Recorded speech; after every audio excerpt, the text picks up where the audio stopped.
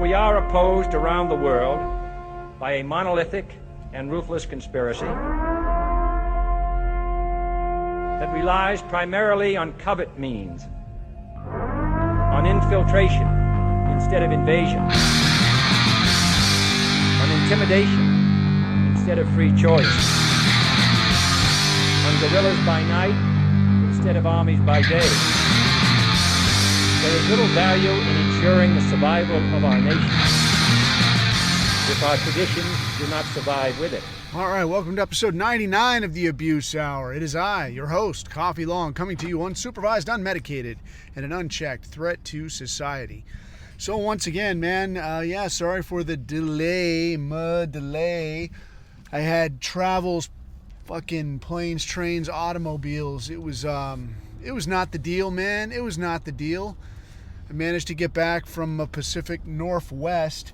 And, dude, it's chilly woo. I'll tell you something. I'm not designed for that ultra cold, man. I don't know, dude. I don't know. I mean, sometimes, I don't know, man. I heard this Danish saying that there's no such thing as bad weather. There's just bad clothes.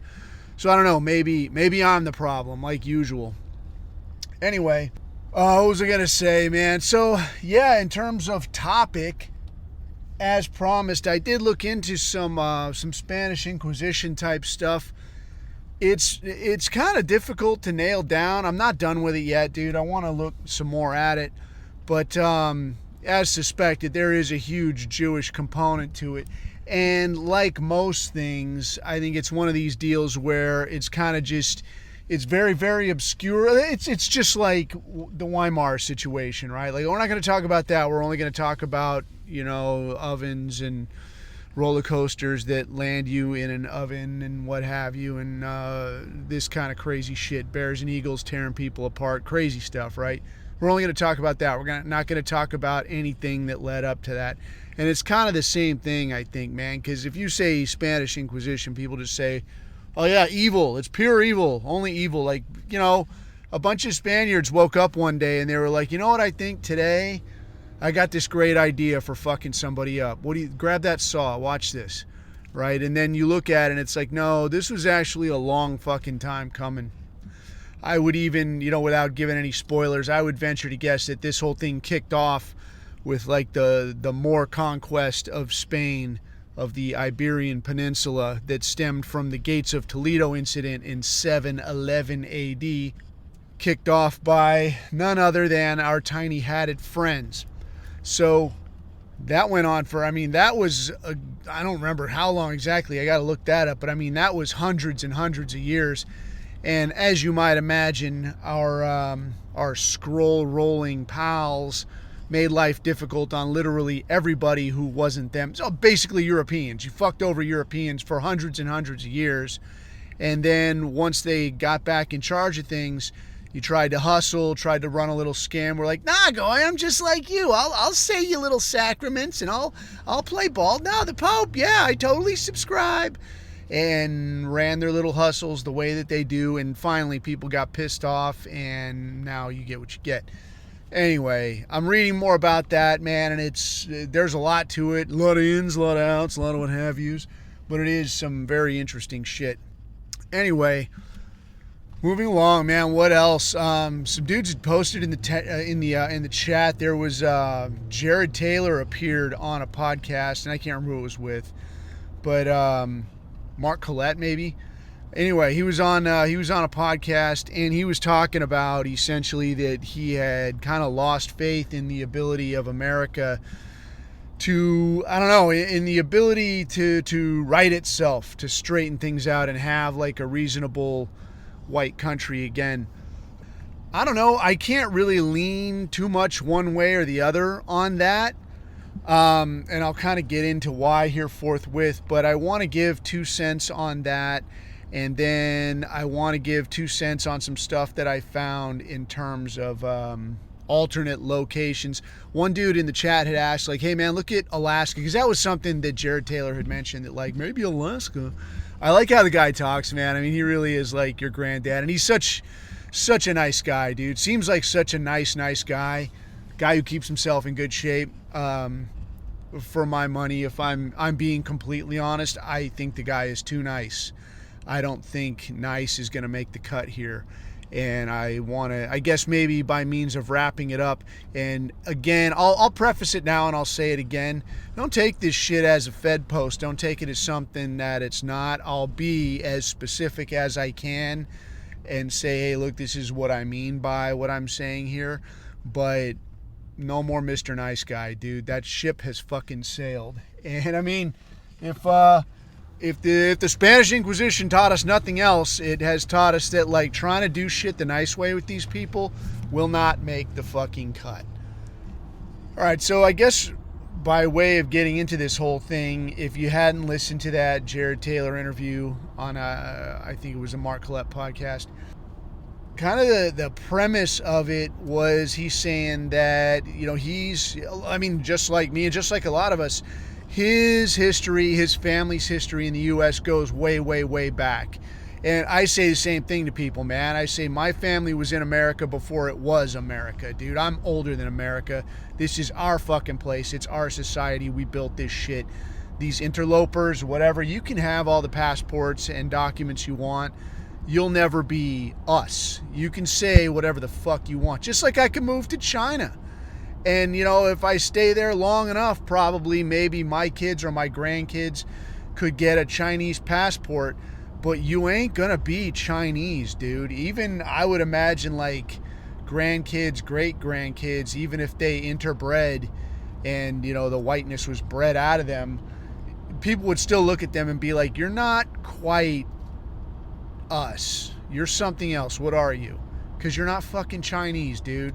Well, no, look I have this document, and my grandpa, he was, look, he had a passport too. It doesn't matter, dude. You're not us, all right? So I can definitely relate to his frustration. For an older dude, because he is old, man. He's like boomer tier. I can definitely see where, like, that shit would hurt, dude. Where, like, you've got a way that you see the world, and it's been like that for as long as you can remember, and now suddenly... not so much like now suddenly, because it is Jared Taylor, right? But for your average boomer, you got to look at this like suddenly everything I knew is bullshit. It's like getting snatched out of the Matrix. Like, wait a minute, I thought this was America. I thought we were the melting pot, the red, white, and blue, right? Don't we all bleed red, right? Yeah, wrong, dude, wrong. They want you fucking out. So he's talking about he doesn't really see a way where the U.S. rights itself, because if we're being honest, there's not really a way where you have a functional America without white men running the show. And I'd say white people, but if we're, again, being completely honest here, the importance of white women hinges on their ability to produce white men. All right, and I had heard a good talk a while ago that, like, that was a huge merit of white women, that they could be trusted while men were out working or expanding the empire or doing whatever it is that white men do that make the world a better place. They could be trusted to be the fuck at home and keep their legs closed and not do anything fucking nutty, right? You obviously do not have that now, dude. It's fucking TikTok a go-go out there. And they've just been pimped since they were children to run absolutely fucking wild. Eat what you want, do what you want, flash your ass, and if somebody looks crooked, just report them. I'll report them. I'll get you fired. And it's like there's no rails on this fucking thing anymore. So he's talking about, is there a way to keep America upright? Because as soon as it becomes black astronauts, that only ends in a ball of fire. And from his perspective, no, he does not believe so. And it's a hard argument to make otherwise. When you're talking about literally every major American city, like you pick any major city, LA, Seattle, Chicago, St. Louis, Dallas, Houston, San Antonio, New Orleans, Charlotte, Orlando, Miami, New York, Boston. I don't know Boston. I've never been to Boston. I'd really like to go to Boston. I think it might be cool. If nothing else, like, I just want to plan a drinking trip to Boston. I'm going to hit a bunch of pubs, drink a bunch of beer, Talk like I'm fucking Goodwill Hunting and fuck off down the road. Maybe wake up in the morning with a wicked splitting fucking headache. Ah, God, what the fuck went on? But I don't know. Yeah, hey, maybe in springtime, let's plan a fucking an abuse trip to fucking Boston, for kicks. Any of us that ain't in the camps yet, let's do that shit. Might be cool. Anyway, so you look at any of these major cities, dude. I mean, what is the white population here? I mean, it's 50% and lower. Because if nationally the population the white population is like 60%, I mean, that's taking into account all the, if you will, bunny ears flyover states, all these places where it is white people just lug nutting it out, man, building the shit you use every day, producing the food you eat every day. That ain't Tyrone doing that shit. I mean, I think if Zimbabwe's been good for nothing else, it's been a good example that, like, that's not where this shit happens. That shit doesn't go on in Zimbabwe. It goes on in rural white America. But if those places are all 100% white, then you can kind of conclude that all of these major cities, like these places are Burger King Kids Club. These places are not the 56%. These places are a catastrophe. So if we know that, like, all of these major urban centers are now like hostile territory. You can't walk down the street at night there. You sure as hell wouldn't let your kids, like, hey, yeah, go play after dark. You'd never see them again. They'd be gone, spirited away in an afternoon. So what is the road ahead? If there is a road ahead, and that is a tough question to answer. Is there a way ahead? One thought that I had on this, I'll give kind of the whole, my whole thought on this, to kind of wrap this up, because I think it does bear consideration and kind of speaks to the fact that it's hard to tell how things play out. But as kind of a teaser, I would say that you can't always fucking tell. And it's just like I had talked about this way, way early on. I think it might have been like my second or third podcast ever, was like the idea of the super infection, where like you go to the doctor and they give you antibiotics for some shit. How they always tell you, like, you got to take all of this shit. Take all of it. Don't stop taking it when you feel better. Take all of it. And the reason they're telling you that is because you take antibiotics, it kills off all the nasty shit that's making you feel bad, except for that very last remaining bit of it, the strongest bit of it. It won't kill that off till the very, very end, because that shit's strong and it's hanging on. But if you don't take all of that antibiotic, that very, very strong shit is going to stay around, and it's going to replicate and reproduce. And now, where before you had a body, lungs or whatever the fuck, full of some strong shit, some weak shit, whatever kind of shit, making you feel crummy, right? And you were taking antibiotics and it's going to slowly kill off all of it. Instead, you got lungs full of just the very, very, very strong shit. And just like antibiotics, this is kind of what diversity has done to Western cultures, what it's done to the white population. It slowly killed it off, except that the strongest of the white population is not going to be killed off, is going to resist, right? We're like an antibiotic resistant strain, is going to hang on and endure until the very, very, very end. And it's not till the very, very, very end that, then you're going to like, fuck, what do I do? Now you move to China and you shack up with your fucking waifu or whatever. And, you have a half kid, they have a quarter kid, and the next kid has an eighth kid, and now you're just gone. You're just China now. China is here. So that's not till the very, very, very end. So they have to stay on it. And I think they know that to some degree, and they're going to stay on it. But I mean, again, you look at the Hebrews of today pulling the strings and compare them to like your Abe Foxman of yesteryear. Like, those dudes were fucking slick, man. Those guys had their shit together. These coin clippers today, not so much. So in a lot of ways, it's like they've stopped being so disciplined with their antibiotics and they're letting it slip. So is it the possibility that we can, resist the antibiotic, that we can be the super infection and multiply. So now the entire white population is like, yeah, no, I don't fucking think so. Yeah, no, diversity, whatever. Yeah, you go fuck yourself with that shit. I'm not having it. Is that a possibility? It is, and maybe, well, I don't know. I'll get into the nuts and bolts of how that could come about, or, kind of my perspective on that as we move along. What I wanted to do, though, straight away is I got in the weeds a little bit this morning, and I crunched some numbers, as they call it, research. And I got a good look at Alaska. I got to look at a couple other places, and I'll tell you, I had to get a look at some other places because Alaska, my friend, is pretty fucked up. I'm just going to say up front, dude, Jared Taylor, yeah, I respect the guy to no end. The guy is a pioneer. The guy is an upstanding man. But on this Alaska thing, it ain't fucking happening, friend. I do not see it. Could it happen down the road? Maybe. That's not an impossibility. Right now, today, I will say that Alaska is not something I would look at. But let me get into the nuts and bolts of this. So straight out of the gate, you look at Alaska, and Alaska sits above, I think it's the 60 degrees north line of latitude. So it's way the fuck north. And if you look at that, that's like the entire state. The entire state is above the latitude of St. Petersburg.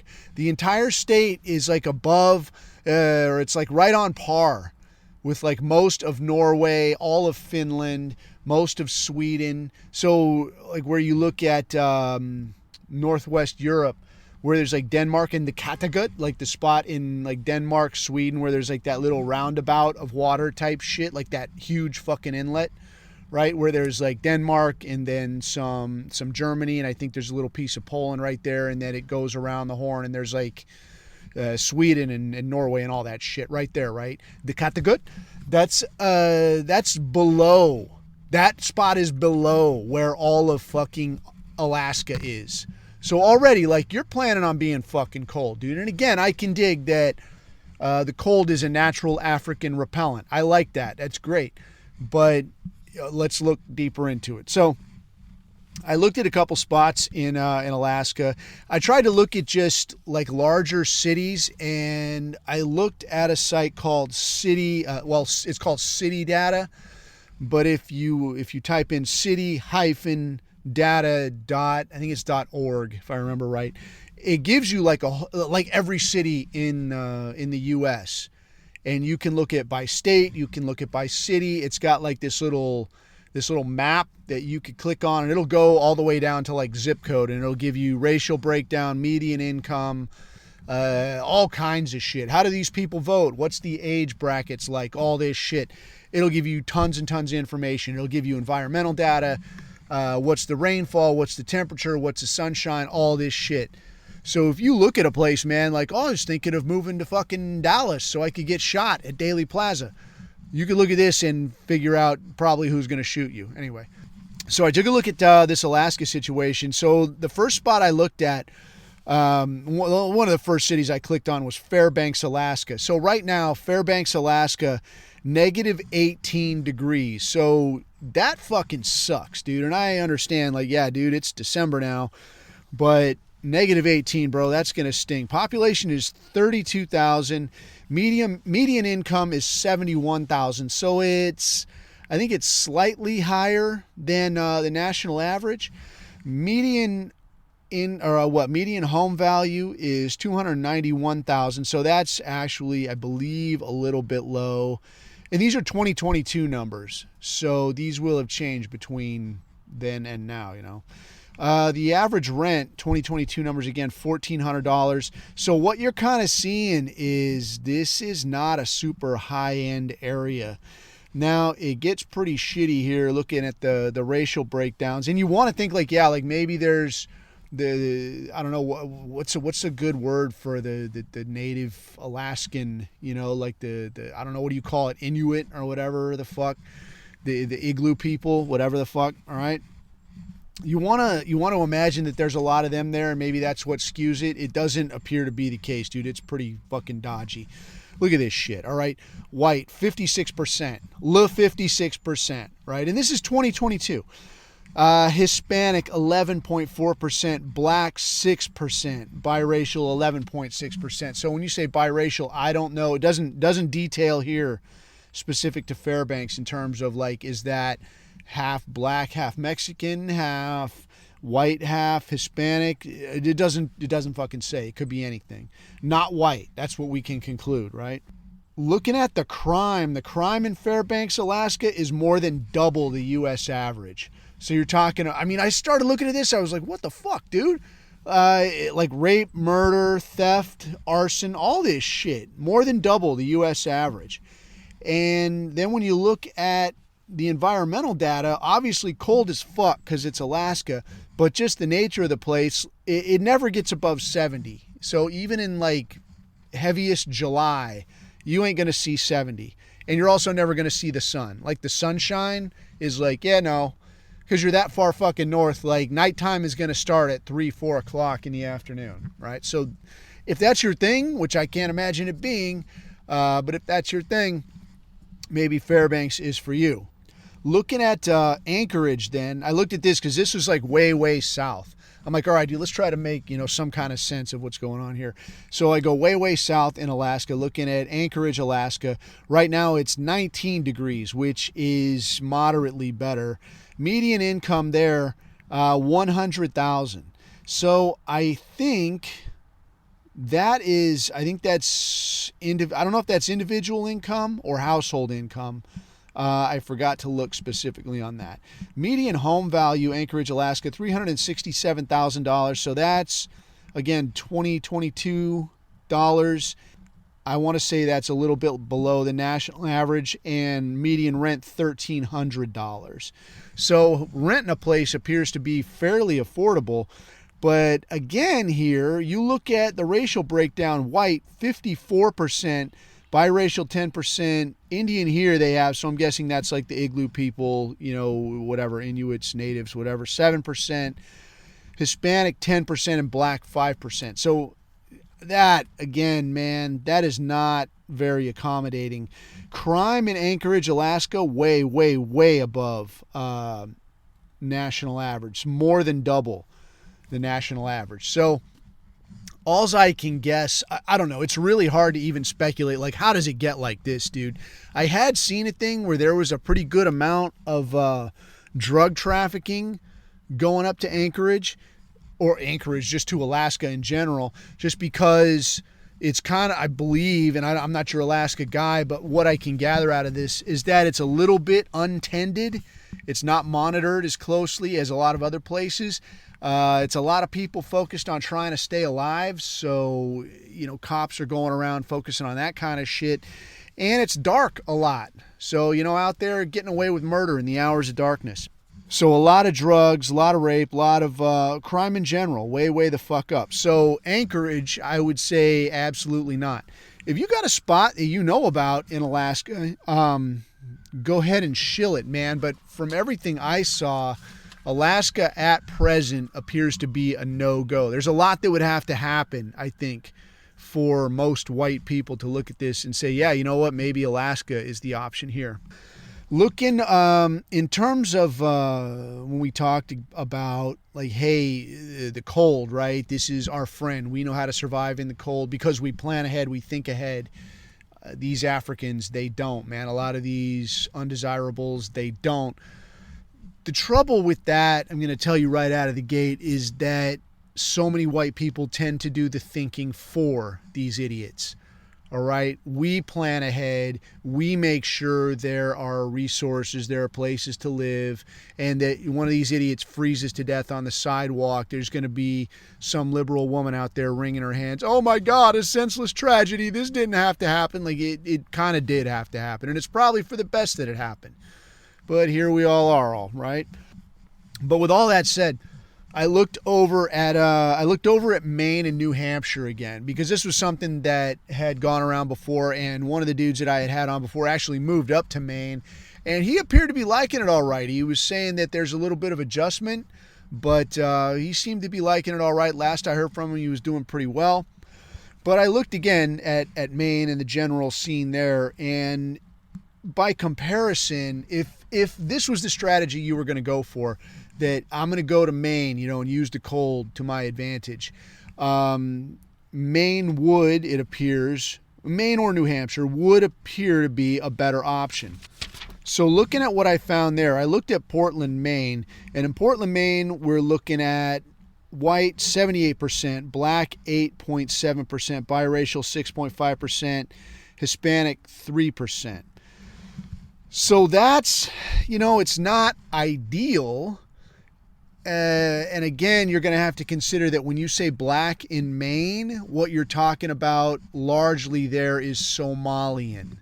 Like not even, how can you say, the white admixture, like historical, like great-great-great-grandfather worked on the plantation and then I escapified and got up to Maine and now you're here. No, you're talking about legit first generation fucking Somalians. Like these people are a fucking problem. Like this is, this has been talked about a good bit, but when you look at the crime stats in Portland, Maine, it's only about 75% of the national average, but compared to other towns that size, man, it is not ideal. Like, so you're looking at a good bit of rape, a good bit of theft, a good bit of assault, the things you would expect, right, from your average Somalian. So I looked also, and this seemed a little bit favorable, I looked here at New Hampshire. So when you look at, if you get a chance to look at this citydata.org, or I think it's citydata.org is what it is, and you look at the racial breakdown of like the Northeast, New Hampshire, Maine, Vermont, a lot of Massachusetts, this looks very, very favorable, all right? Because, yeah, it is. They are a bunch of liberal idiots, but just the white people factor, dude. There's a lot of slack there. Again, which way does that eventually go? Hard to say, but just telling you what I see today. So I took a look at, sorry, I had some technical difficulties there. So I took a look at Portsmouth, New Hampshire, and check this out. So in Portsmouth, New Hampshire, you're talking about 86.5% white, 3.6% biracial or multiracial, 2.3% other, 4% Hispanic, 4% Asian, 2.7% Hispanic, and 1% black. So that is pretty sweet as percentages goes. The average income here is higher than the rest of the country. Well, a lot of the rest of the country anyway. Average household income $97,000 and average home value $677,000. So that's not a cheap place to live. That's a pretty spendy place to live. But again, like if you wanted to kick down, this seems like this would be a pretty decent place to go to get away from the perils of diversity, and seems like you've got a pretty decent piece of cold to keep them in check. One of the other places I looked at, because I'd been up to New Hampshire twice actually, went to a rally driving course up there, and had a chance to get down to Manchester, New Hampshire, and that's actually a pretty good sized city. I can't remember how big it is, but it's a pretty good sized city, and it's got actually 79% white, 15% Hispanic, 5% biracial, 3% black, and 3% Asian. And kind of like Portsmouth, New Hampshire, it's a little bit higher average household income with like $74,000, and the average home value there, $354,000. So a little bit, how do I want to say, like lower class, but it's almost like you got to pay to escape diversity is, I think, where we're at on this thing. But really just looking at that neck of the woods, if you like the whole coast of Maine, New Hampshire, again, I don't know from Boston or Massachusetts so much. I just know it's very, very liberal that way. But it does seem like the kind of place where like you can escape the diversity. It just becomes a question of like, how much longer is that going to last? Which kind of brings us to the way ahead. Like, which way is this whole thing going to go? Because I think if you look at it just as it is now, if we look at the situation only as it is right now, you have to like pick one of these places and say, well, this is where I think I'm going to go. And I mean, if we're looking that direction, we had talked a little bit about Russia, that Russia is like one of these last bastions of, traditional values, traditional family values. I guess they just had a thing where they cracked down on some gay nightclub. Like, not just some nightclub that's kind of lame, like an actual gay nightclub with dudes in underwear dancing in cages and this kind of shit. So there was like video on Telegram, and I can't remember where else I saw it. I think I saw it on The Gram. But I mean, there's cops rolling in, snatching dudes up, snatching all these fancy dans, and they're in there yelling at people, sit on the ground, get your hands on your head. So there's all these fruits with their hands on their head. I was like, whoa, it's good comedy, man. Like, they're getting tuned up. And these cops are not in there like, sorry, we just got to do what we got to do. Like, they don't dig this shit. And I think people over there are seeing what goes on here, and they're like, yeah, we're not having that shit. Not up in here. Not up in here.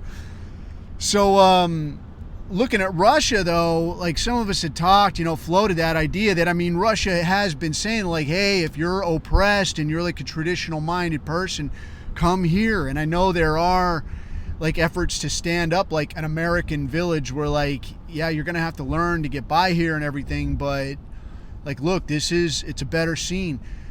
If I'm just being completely straight, I mean, my take is kind of like, dude, it might very well be better, but I mean, that's a long ways, bro. It's a really long ways, and it's a lot to get your head around. Like, and I mean, me, like, I enjoy language study, dude, and I dig it. I like looking at it. I like spending a little time on it, but Russian is hard as fuck, dude. Slavic languages are hard as fuck, and I think part of the complicating factor is almost that, like, you feel like it should make sense because you're white and they're white, and it's like, yeah, no, dude, this is a completely other idea, like a complete foreign way of expressing yourself. Like, none of the words are really like this equals this. It's sort of like this plus this sort of equals the idea of that.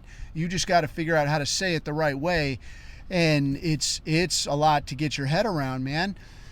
But if we were to look that far, and kind of look that far, I looked at Sochi. So Sochi, Russia, a place where they had, I think it was a 2014 Olympics. And it's kind of, I saw somebody described it, maybe it was in the chat, somebody described it as the San Francisco of Russia. Like, there's like some artsiness, some fartsiness, some vacation land to it. And I looked at it, and it actually does not look half bad. It's environment-wise, it's some decent sunshine, some decent weather.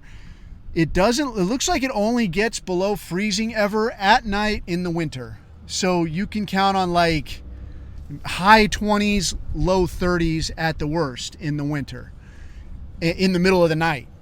And then in the summer is like mid 70s in the daytime. So I was like, dude, that's not half bad right there. Price wise, I think it's a little spendier than like most other European cities, and definitely in that part of the world, it's going to be a little spendier. But I looked up a few places, like, hey, how much would it cost to get like an apartment or a condo or a house or whatever in Sochi, Russia? And it doesn't look too awful bad. I saw like $400,000 for like a 4-bedroom apartment, and I mean, I'm a little faggy about I like nice places and shit, right? So I looked at it and I was like, it's like an affordable place in the U.S. is about what you could expect to pay. I mean, like anywhere, you can find a place for $5 million if that's what you're into. I don't have $5 million, I can tell you that. But I mean, if you want that, you can certainly find that. Somebody will take your $5 million. But otherwise, like, if you're a regular person, I mean, like, I am a regular person, you're a regular person, you go over there, you could probably find a livable apartment, a livable house. You got a family, you're going to have a place to put your wife and kids, and you're not going to break the bank on this thing. As for work, I couldn't really say. It is a resort town, so if you've got a knack in any field like that, I'm like a little cart before horse, I'd just given this some thought. But it is a vacation town, so if you happen to be a bartender, about managing a hotel, any of this shit, they'd probably be, I mean, they might very well be into it. Who's to say? I mean, they might be like, fuck you, American, get the fuck out of here. I don't know. But I mean, again, if you're bringing talent to the party, there's probably something for you. I don't know. It's just a thought. But to that end, I kind of wanted to, before we put any eggs in any baskets, I kind of wanted to get some, I guess, more abstract thoughts down on what is our thought process in terms of trying to predict which way this whole thing might tilt, and I can't remember if I had talked about this before, so if I have, I'll apologize if you're suffering through it again, but I want to lay it out again. So in terms of kind of predicting what might or might not happen, I think that we, kind of being the early adopter mindset type people that we are, I think we have a habit of looking 2 or 3 moves down the road. Like you would in a chess game, like you think, oh, I'm really good at this. Who's someone that's really good? I can look, 2 or 3 moves down the road. I know what he's going to do, what I'm going to do, he's going to do. The problem with that is when you're looking far down the road, you're looking at the board as it is. So I'd read a little bit about this, and don't get it twisted. Like, I suck ass at chess. Like, I suck ass at most things, but I do understand the concept of it. And, I'd say like understanding the concept of it is at least something you can take something out of when you're, trying to apply it in another field like this. So the idea here is that if you're looking 2 or 3 moves ahead, well, that's well and good, but only if you know how the board is going to end up laying out 2 or 3 moves ahead. Because what a lot of people will do is they'll say, okay, I want to go like this, I want to go like this, and then he's going to be stuck like that. You're thinking 2, 3 moves ahead, but by the time it gets 2, 3 moves down the road, the layout on the board that you're basing that prediction on is completely fucking gone. So this guy that you're sitting across from might have a whole stack of moves. I mean, he may have 20, 30, 40 possible moves. Half of them might not make any sense. A few of them might be something that really harms him, but a handful of them are very viable options for him. So if you're trying to think 2, 3, 4 moves down the road, and now he's got 10, 15 possibilities where I could go this way, this way, this way. You don't know what the fuck he's thinking. All right? You got to think of a whole lot of things. But if you're only thinking, I'm going to go like this, then like this, then like this, it doesn't fucking work out like that. So if you play through all those permutations, there's like 200 or 300 possibilities that have come and gone, and you're still looking like how you thought things were going to be down the road here. And that's kind of the crossroads I think we're at, to kind of, circle jerk back to reality.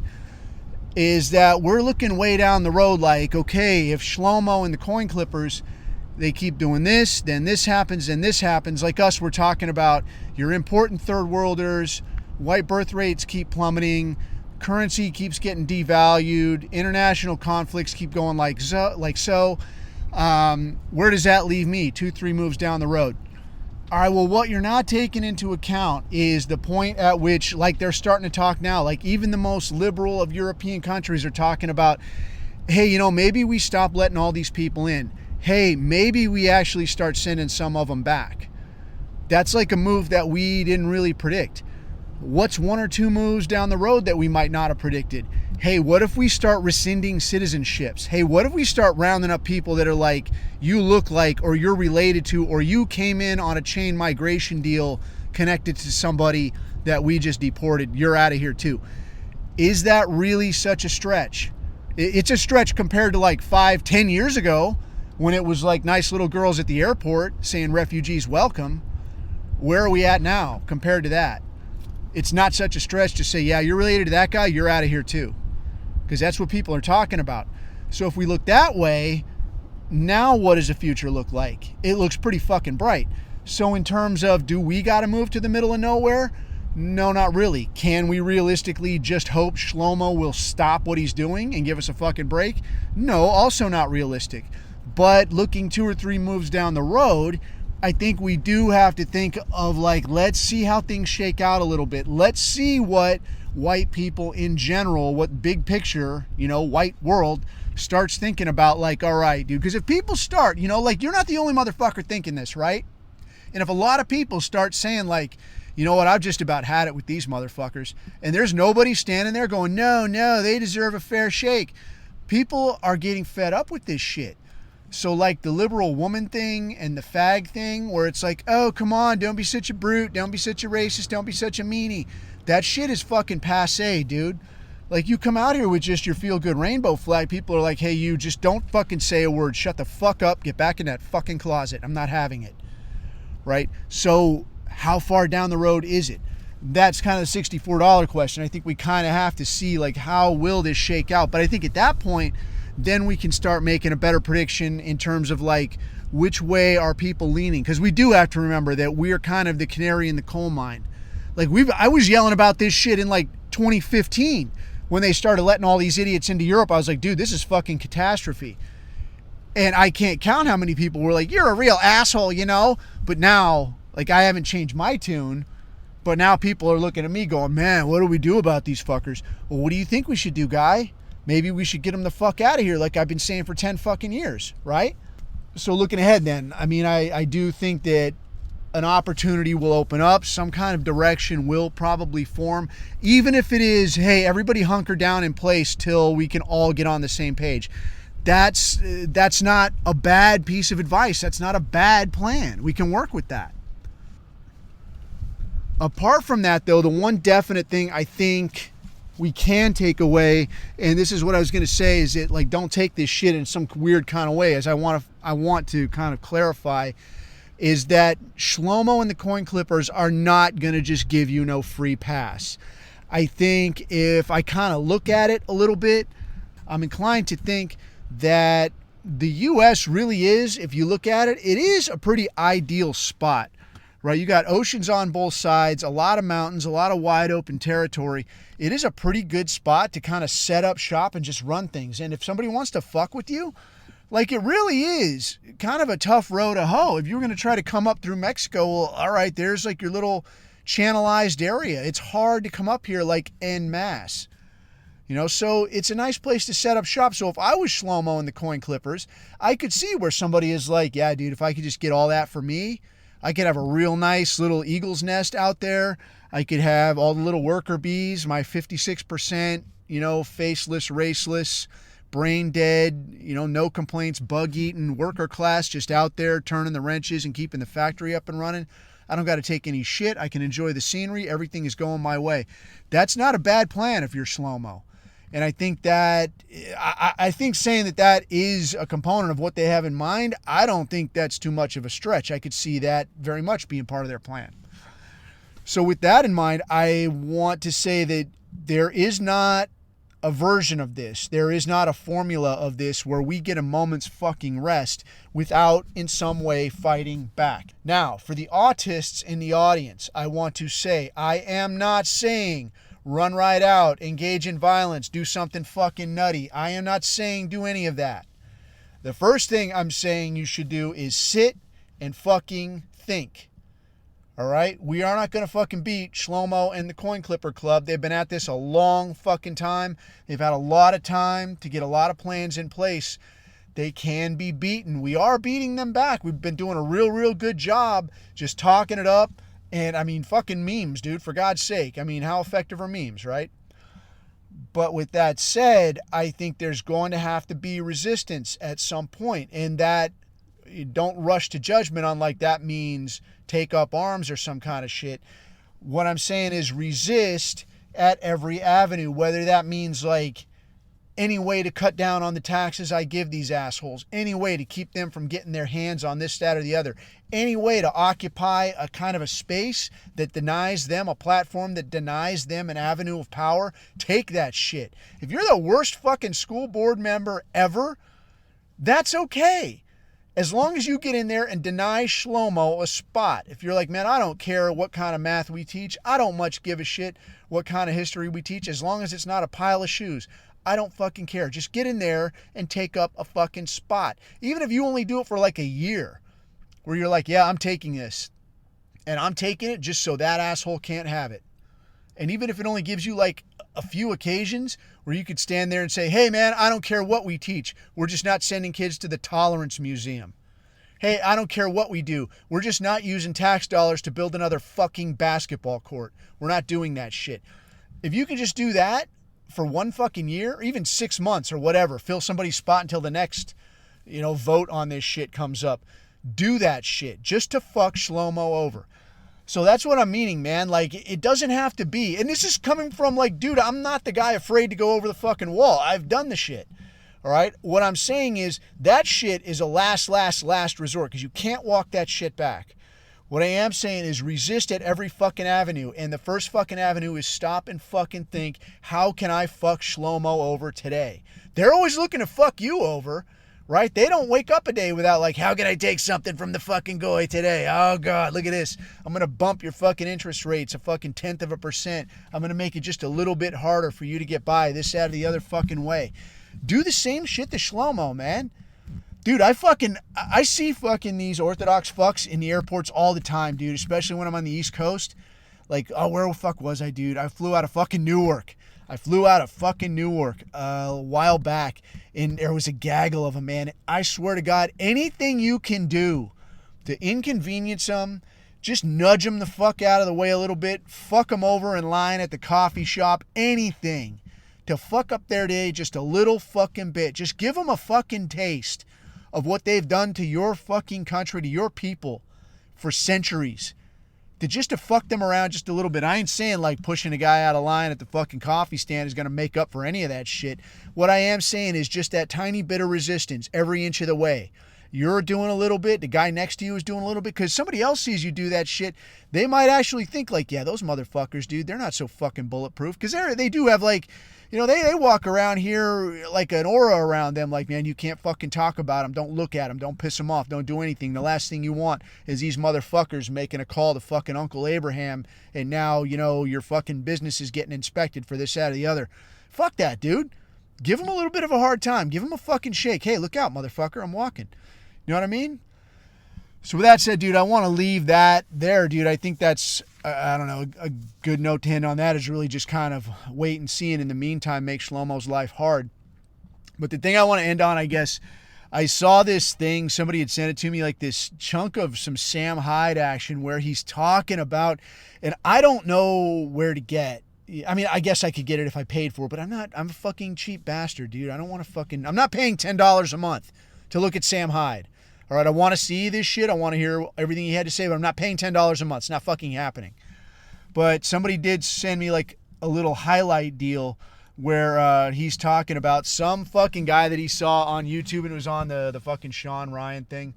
And he's talking about, like, he's got some dude on there that says he's a Delta Force guy, and he can't tell you his name. He's a secret guy that's too secret. And he's up there and he's talking and he's like, yeah, bro, I was out there, bro. And he's saying some wazoo shit of like, I was driving town to town. I even have an interpreter with me, man. I just drove up, you know, and I come to a checkpoint and they're like, who the fuck are you? And I was like, oh, Durka, Muhammad Jihad, whatever, fucking blah, blah, blah. I pretended I was retarded and they just waved me through. And I'm like, you're a fucking liar, for one. I talk to a lot of motherfuckers, like motherfuckers that are from places, you know, and they're like, I can't drive over there. Like, these motherfuckers are from there and they can't drive into these fucking places because they will get fucking shot. They're like, I don't know anybody there. I'll pull up and they'll be like, what the fuck are you doing here? Like, I don't know. I don't have a good reason. And now you're getting fucking smoked. So don't fucking hand me some shit like country boy Joe out here just big dicked his way through every checkpoint in Afghanistan. I'll call you a liar to your face. But he was talking about, like, yeah, I was gunning motherfuckers down. I killed as many human beings as possible. And, you know, obviously Sam Hyde's not interviewing the guy, but he's talking about it and he's like, what the fuck is this, dude? He's like, you know, you're driving out here with all this fucking weaponry, all this technology, and, you know, the idea here is that the biggest threat to the American way of life is some motherfucker that lives on dirt and tree bark. You know, and that's the most important thing. And you're going to shoot this guy down with missiles that cost as much as a year's tuition at a university. Like, how many university admissions does it cost to kill this one dirt-eating motherfucker? And that's your claim to fame. And he's like, dude, whatever did you really accomplish? What did you really, really do? And, dude, I can't argue with the fucking guy. And having come from this community, I've said the same shit. I've said it 100 fucking times. When you look back and you're like, dude, what did I really actually fucking do? I didn't do shit. I mean, it's sort of like if you walked out there to some kind of a thing of like, oh, you're going to walk this tightrope across the Grand Canyon, but, you know, you secretly don't know that there's a big safety net and a safety line attached to you and all this. You think you're actually doing this shit. Yeah, it's scary. You got to put your big balls on. But in retrospect, it's like, dude, these guys, you know, Afghans, they are pretty hard. But I mean, again, they're not working with all the technology you have. I mean, bro, fucking gunships, night vision, the missiles, the rockets, the helo support, all this shit. They don't have that, dude. It's not an even fight. You know, so you are going out there and you are going to their backyard and you are the visiting team and there is some put out to it. But at the end of the day, bro, what did you, and I'm picking on this guy as much as I'm picking on myself, that like, at the end of the day, what did you actually really do? You know, I made a lot of fucking money for a lot of Hebrew-owned corporations. A lot of politicians got real fucking paid, hooked up their friends who hooked them up in turn. So a lot of people got hooked up just because guys like me are willing to go out there and fuck up somebody's furniture for a few dollars less. I mean, that's an honest assessment. And for the dudes that have done time on this shit, this ain't a fuck you to you, and it ain't a fuck you to me or a fuck you to anybody that did time in the American military or in any military where you got stuck doing this shit.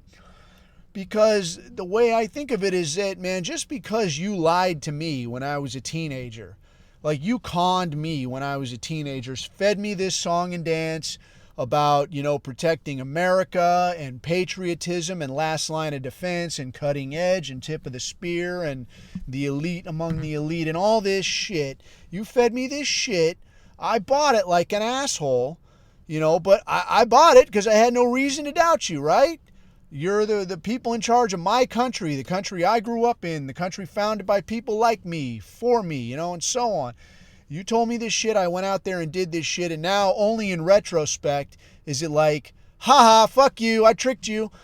And now what sucks is that guys that have done that shit, you know, you want to hang on to it and be like, no, man, fuck you, I'm a patriot, goddammit. This is not about you. You're not wrong for believing people who should have been telling you the truth. You know, you're not the fucking asshole for that.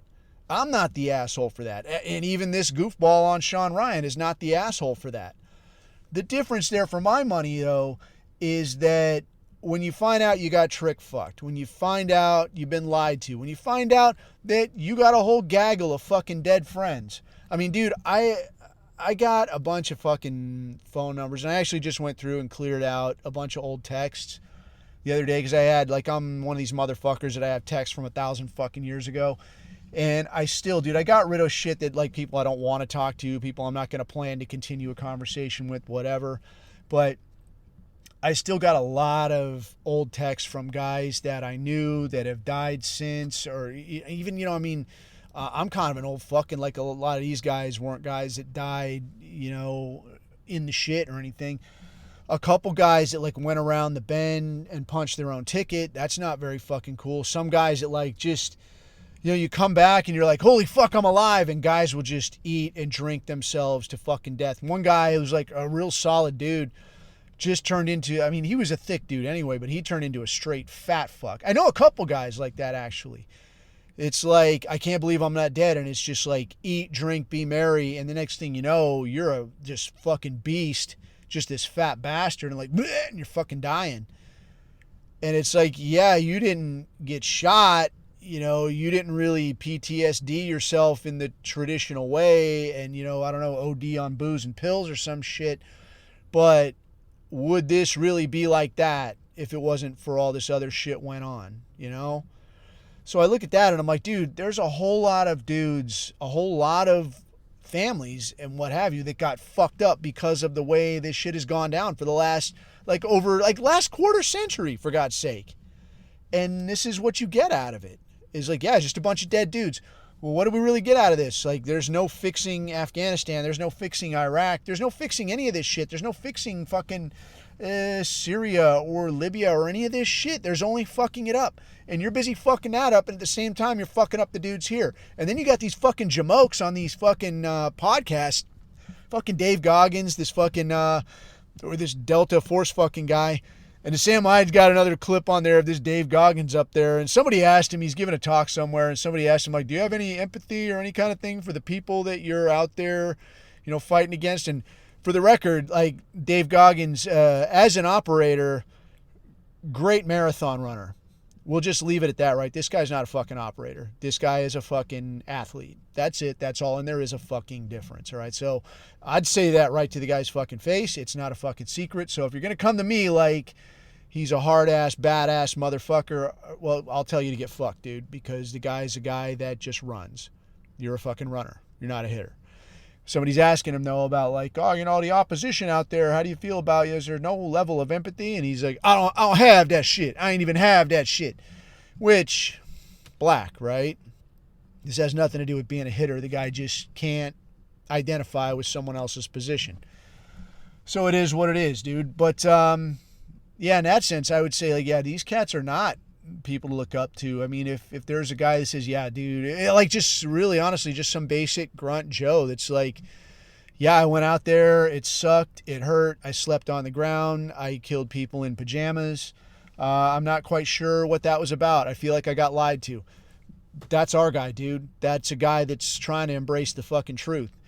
So it is what it is, man. I have a hard time disagreeing with Sam Hyde on this one, you know, as with so many things. Anyway, that's about all I have then. So I think we're going to wrap it up there. But until next time, man, feel free to leave this shit where somebody can find it. And until we speak again, keep your eyes on the horizon. Keep your neck out of the noose. I have been Coffee. These are my takes.